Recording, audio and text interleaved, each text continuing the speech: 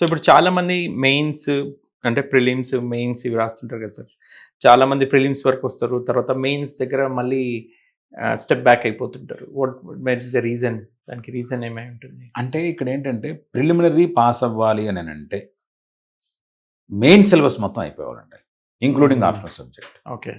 Mains అయిపోతే ఏమవుతుందని అంటే ఒక బ్రాడర్ పర్స్పెక్టివ్ వస్తుంది. ఆ బ్రాడర్ పర్స్పెక్టివ్ రాకుండా నీకు ప్రిలిమినరీ ఎగ్జామినేషన్ కంప్లీట్ కాదు.